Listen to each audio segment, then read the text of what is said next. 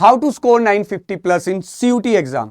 सुनने में जितनी लाइन ये फैसिनेटिंग लग रही है ना, उतना इजी है नहीं, बट इसको इजी बनाया जा सकता है प्रॉपर स्ट्रेटेजी और प्रॉपर टाइम मैनेजमेंट के साथ। तो इसी दुविधा को आज दूर करने के लिए मैं विकास मान एक बार फिर से सबका स्वागत करता हूं सीयूटी अड्डा पर। तो कैसे हो मेरे दोस्तों? देखो यार, सबसे पहले तो बात यहां ये आ जाती है कि सर सीयूटी का एग्जाम आखिर इतना इंपॉर्टेंट है ही क्यों? क्योंकि बेटा एक मात्र एक ही ऐसा एग्जाम है जो आपको इंडिया की टॉप यूनिवर्सिटीज में सिंगल एग्जाम के थ्रू आप इसमें एडमिशन ले सकते हो। कैसी universities? Delhi university, JNU, BHU और भी ऐसे बहुत टॉप इंस्टीट्यूशंस हैं जिनमें सिर्फ आप एक सिंगल एग्जाम देकर एडमिशन ले सकते हो। अब मेन बात करते हैं इस एग्जाम के बारे में, थोड़ा ब्रीफली बात करते हैं। इस एग्जाम में मेनली 3 पार्ट्स होते हैं जिसको डिवाइड करा गया है। पहला डोमेन सब्जेक्ट्स, दूसरा लैंग्वेज सब्जेक्ट एंड लास्ट जो आपका रहता है वो रहता है आपका जीके। तो 3 पार्ट्स में इस चीज को डिवाइड करा हुआ है। डोमेन सब्जेक्ट्स आपके क्या होते हैं? डोमेन सब्जेक्ट्स वो सब्जेक्ट होते हैं जिस स्ट्रीम से, जिस साइड से आपने अपनी 12th को कंप्लीट करा है। फिर लैंग्वेज सब्जेक्ट आपके इंग्लिश होंगे, हिंदी होंगे या दूसरे आपके लैंग्वेज सब्जेक्ट हो सकते हैं। जीके आपका करंट अफेयर्स होता है। लेकिन आज मैं बात कर रहा हूं अपने ह्यूमैनिटीज वाले बच्चों के लिए, यानी कि आर्ट्स के स्टूडेंट के लिए। तो यार आपके लिए डोमेन सब्जेक्ट क्या होते हैं? जाहिर सी बात है सर, हमारे लिए डोमेन सब्जेक्ट क्या हो सकते हैं? हमारे लिए पॉलिटिकल साइंस है, हमारे लिए ज्योग्राफी है, हमारे लिए इकोनॉमिक्स है, हमारे लिए सोशियोलॉजी है। तो यही आपके डोमेन सब्जेक्ट होंगे। और सबसे ज्यादा जो आप कहते हो ना कि मार्क्स आप गेन कर सकते हो, जो स्कोरिंग सब्जेक्ट होते हैं वो आपके डोमेन सब्जेक्ट ही होते हैं, क्योंकि इन्हीं को आप पिछले लास्ट 2 साल से अपनी 11th क्लास में, अपनी 12th क्लास में इन्हीं सब्जेक्ट्स को आप पढ़ रहे होते हो। फिर आते हैं आपके लैंग्वेज सब्जेक्ट, जैसे कि मैंने आपको बताया इंग्लिश होता है, हिंदी होता है, और भी लैंग्वेज सब्जेक्ट्स होते हैं जो आप अपने पर्टिकुलर स्टेट में जो भी आप पढ़ रहे हो उनमें आप अप्लाई कर सकते हो। फिर आता है आपका एक लास्ट जो होता है जीएटी, जिसे हम कहते हैं जनरल टेस्ट। जनरल टेस्ट क्या होता है? जनरल टेस्ट में आपके करंट अफेयर्स आते हैं, जनरल टेस्ट में आपकी लॉजिकल रीजनिंग आती है, जनरल नॉलेज आती है और क्वांटिटेटिव एप्टीट्यूड, ये आपका उस एग्जाम में आता है। तो अगर हम देखें तो मोटा मोटी आपके 5 सब्जेक्ट बन जाते हैं। 3 डोमेन के सब्जेक्ट होते हैं, एक आपका जीएटी हो गया और एक आपका लैंग्वेज सब्जेक्ट हो गया। बट कुछ यूनिवर्सिटीज में क्या है कि 4 ही सब्जेक्ट्स का क्या आपकी मार्किंग उठाई जाती है। जीएटी आप एक बैकअप प्लान के लिए रखकर चलते हैं कि बाय चांस अगर किसी एक सब्जेक्ट में मेरे मार्क्स बहुत कम रह गए तो आप क्या है जीएटी के सब्जेक्ट को वहां यूज कर सकते हो। बट एनीवे हम बात करेंगे 4 सब्जेक्ट्स की। तभी मैंने आपको जो टारगेट आज का दिया है वो मैंने टारगेट आपका दिया है 950 प्लस, यानी कि 950 नंबर 1000 में से। कोई मुश्किल काम नहीं है यार, आर्ट्स वाले स्टूडेंट के लिए तो बिल्कुल भी मुश्किल काम नहीं है। क्यों?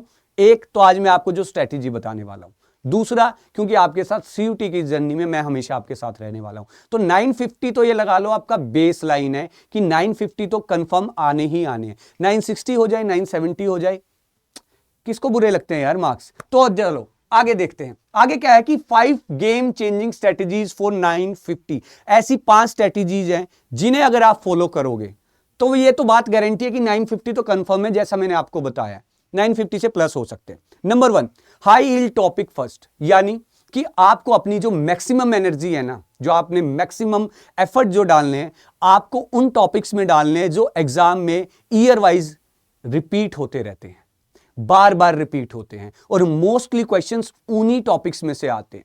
देखो यार, मेहनत करो स्मार्ट, गधे नहीं बनना है, शेर बनना है आपको। तो मेहनत आपको शेर के तरीके से ही करनी है।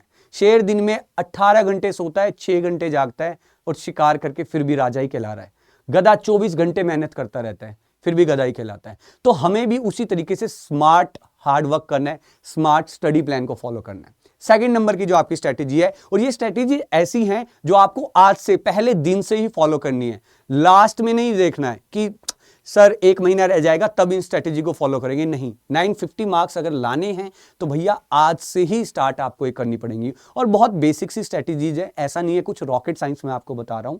सेकंड नंबर पर जो स्ट्रेटेजी आती है हमारी, वो आती है 60 सेकेंड एमसीक्यू रूल, यानी कि आपको आज से ही प्रैक्टिस करनी स्टार्ट कर देनी है कि हर एक एमसीक्यू को आपको मिनिमम 60 सेकेंड में कवर करना ही है। मैक्सिमम आप 90 सेकेंड्स तक जा सकते हैं, ठीक है, बट ट्राई कीजिए कि 60 to 70 सेकेंड्स का जो बीच का इंटरवल है, इस इंटरवल में आपको वो एमसीक्यू को सॉल्व कर देना है।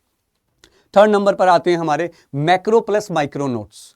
पहले आपको डिटेल नोट्स बनाने हैं, मैक्रो नोट्स, यानी कि उसमें पूरे कंसेप्ट्स, आपकी पूरी एक्सप्लेनेशन, प्रॉपर तरीके से आपके नोट्स बने होने चाहिए।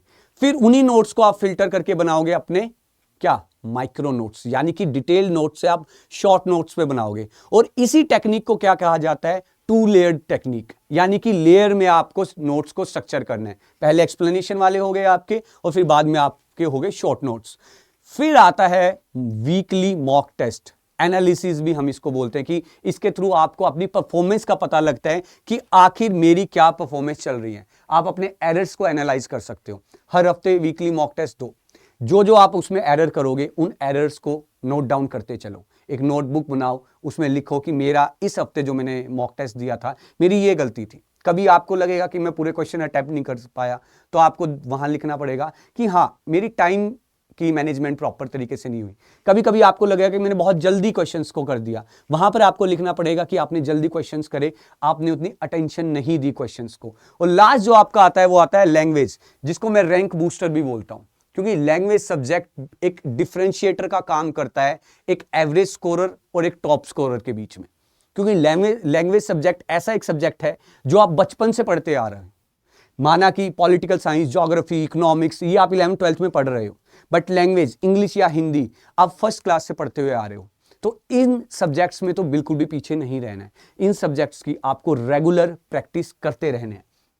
आगे चलते हैं, मास्टर योर टाइमलाइन। देखो यार, अब आप सोच रहे हो कि सर हमें आपने स्ट्रेटेजी बता दी, हमें आपने हमें 5-6 पॉइंट्स बता दिए कि सर इन पॉइंट्स को अगर हम फॉलो करेंगे तो हमारे 950 प्लस का जो टारगेट है वो हम अचीव कर सकते हैं। लेकिन बात वही है कि जो सक्सेस रेट है वो खाली इस बात पर डिपेंड नहीं करता है कि आप कितनी हार्ड स्टडी कर रहे हो, ये बात करता है कि आप कितनी सिस्टमैटिकली कर रहे हो। ठीक है, क्या आपकी प्रॉपर टाइम मैनेजमेंट है, किस तरीके से आपने अपने टाइम को यूटिलाइज किया है। और अब जो मंथ आ गया, अक्टूबर का मंथ आने वाला है हमारा, तो अक्टूबर से लेकर अगर मैं नेक्स्ट ईयर के अप्रैल मई तक का अगर मैं आपको प्लान बताऊं, तो उस प्लान के तहत ही आपको वो स्ट्रेटेजीज को फॉलो करना होगा। उसी प्लान में, उसी टाइम मैनेजमेंट में आपको इस सारी स्ट्रेटेजीज को अप्लाई करना होगा। कैसे होगा? पहला हमारा आता है अक्टूबर से दिसंबर तक का फाउंडेशन कोर्स।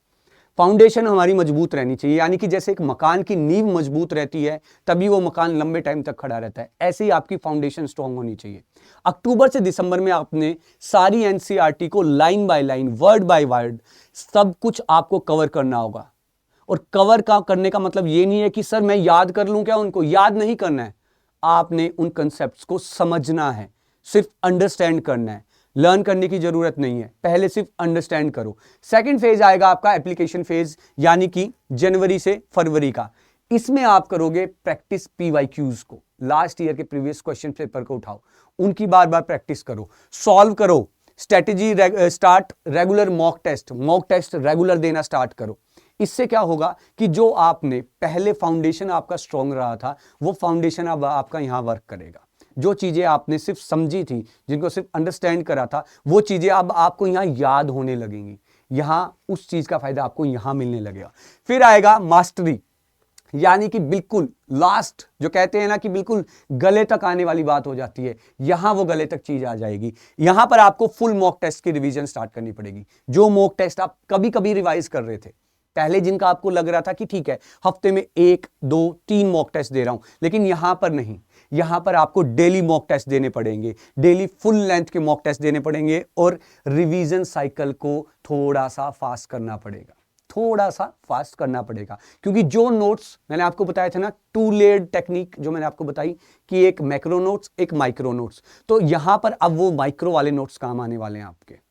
यहां पर आपको देखा जाएगा कि वो जो क्रिस्प नोट्स आपने बनाए होंगे वो यहां पर आपको काम आएंगे। और लास्ट के जो 15 दिन है, जो फाइनल स्प्रिंट है, जो 100 मीटर की जो फाइनल रेस लगेगी आपकी, वो लास्ट के 15 दिनों में लगेगी। और यही वो टाइम होगा जो डिसाइड करेगा आपके बीच में कौन टॉपर और आपके बीच में कौन है। अगर आपने फाइनल स्प्रिंट अच्छे से लगा दी तो मतलब आप टॉप पे हो, सब आपके पीछे हैं। और अगर इस फाइनल स्प्रिंट में आप कहीं ढीले पड़ गए तो वो गैप बहुत बड़ा होता जाएगा आपके और उस टॉप की पोजीशन के बीच में। तो आपको यहां micro notes plus current affairs only, current affairs को आपको बहुत ध्यान पर रखना है। और लास्ट 12 महीने के, 12 साल के तो ज्यादा हो जाएंगे, बच्चे कहेंगे अरे सर मारोगे क्या, 12 महीने के हैं, ठीक है, 6 महीने से 12 महीने के बीच का गैप ले लेना आप, ठीक है।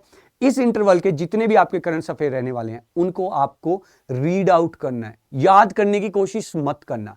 मैं हमेशा बोलता हूं कि जब भी हम कोई कॉम्पिटिटिव एग्जाम देते हैं तो हम चीजों को सोचते हैं हमें याद हो जाए, याद नहीं होती हैं कभी चीजों को समझा जाता है, और जब आप चीजें समझ लेते हो फिर वो ऑटोमेटिकली याद होने लग जाती है। तो ये आपकी क्या रहने वाली है, प्रॉपर पूरी आज अक्टूबर से लेकर और जो फाइनल आपका एग्जाम होने वाला है वहां तक का ये टाइम टेबल है, और मैं गारंटी देता हूं इस बात की। अब देखो हाथ पे तो लिखवा नहीं सकता, बट गारंटी जरूर देता हूं कि अगर आप इस प्लान को फॉलो करोगे, अगर आप इस स्ट्रेटेजी के तहत चलोगे, तो इस बात की गारंटी है कि 950 आपके मार्क्स जरूर आने वाले हैं। लेकिन अभी कहानी यहां खत्म नहीं हुई है मेरे दोस्त, कहानी बची हुई है। मैंने आपको मंथ वाइज तो चीजें डिवाइड करके बता दी, लेकिन अगर डे वाइज अगर मैं आपको बताऊं तो डे वाइज क्या करना पड़ेगा आपको। आज से स्टार्ट कर दो डेली के 35 से 40 मिनट डोमेन सब्जेक्ट को देना। एक डोमेन सब्जेक्ट आज पकड़ा, उसको 40 मिनट दिए और पढ़ना स्टार्ट कर दो। 45 से 50 मिनट आप दो लैंग्वेज सब्जेक्ट को, 45 टू 50 मिनट्स, और लास्ट में 60 मिनट आप दो जनरल टेस्ट यानी कि करंट अफेयर्स को उठाकर पढ़ो। ये आपका अभी का प्लान है, ये आज का प्लान है कि आज, ताकि आप पे बर्डन ना हो। जितना जल्दी स्टार्ट करोगे उतना इजी रहेगा आपके लिए लास्ट टाइम पर अच्छा परफॉर्म करने के लिए। अगर आज कहीं आप ढीले पड़ गए कि अरे सर आज के 35 मिनट को कल ऐड करके मैं 70 मिनट पढ़ लूंगा, नहीं होने वाला है भाई। फिर तो तू अपने कहीं लोकल शहर में कोई कॉलेज ढूंढ ले, पापा से बात कर ले, वहां डोनेशन वोनेशन डाल के तेरा एडमिशन करवा देंगे। लेकिन अगर सोच रहे हो कि सर मुझे दिल्ली यूनिवर्सिटी में जाना है, मुझे टॉप कॉलेजेस में पढ़ना है, मुझे टॉप यूनिवर्सिटी में पढ़ना है, तो भैया ये 35 मिनट्स तो आज ही आपको लगाने पड़ेंगे। आज ही वही टाइम है कि आपको स्टार्ट करना पड़ेगा। ये आपकी नीड है, ये नीड है, चाहत हो या ना हो, लेकिन नीड जरूर है। ये जरूरी है, मजबूरी है, ये करना ही करना पड़ेगा। एंड लास्ट, क्या लास्ट, कि daily mock test, micro notes, current affairs, ये सब चीजें करने के बाद लास्ट में अगर आप भी चाहते हो कि भैया मेरे सपनों के कॉलेज में मैं जाकर एडमिशन लूं, तो भैया कॉलेज तो आपका वेट कर रहा है। कॉलेज कहीं नहीं गया, कॉलेज आज भी वहीं है, कल भी वहीं होगा, और वो आपका बाहें फैलाकर इंतजार कर रहा है, शाहरुख खान की तरीके से।